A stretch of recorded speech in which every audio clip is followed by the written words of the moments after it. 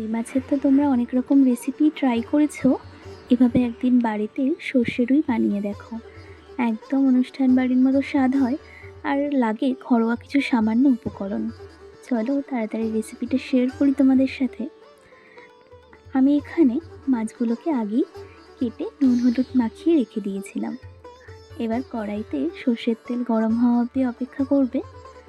তারপর একে একে মাছগুলো তেলের মধ্যে দিয়ে ভালো করে ভেজে নেবে। এদিকে আমি 7-8টা কাঁচা লঙ্কা, 1 চামচ জিরে, 1 চামচ ধনে, 7-8 কোয়া রসুন আর ছোট দুটো আদার কিউব আর সবথেকে মেন উপকরণ সর্ষে 2 টেবিল স্পুন নিয়ে একটা ফাইন পেস্ট বানিয়ে নেব।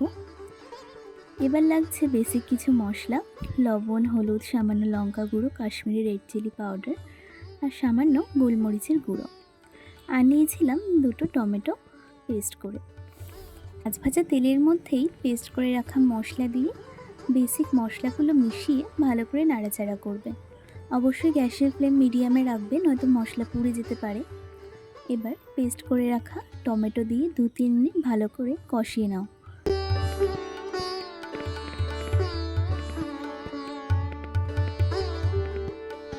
যখন দেখছো মশলাটা এভাবে তেল ছেড়ে আসছে, তখন পরিমাণ মতো জল এটার সাথে মিশিয়ে দেবে। এতে রান্নার স্বাদ আরও ভালো হয়।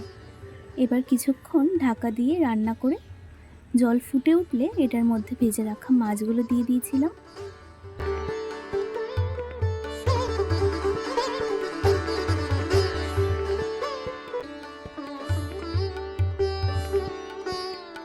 একটু ঘন হয়ে উঠলে 1 চামচ গরম মশলা দিয়ে নামিয়ে নাও।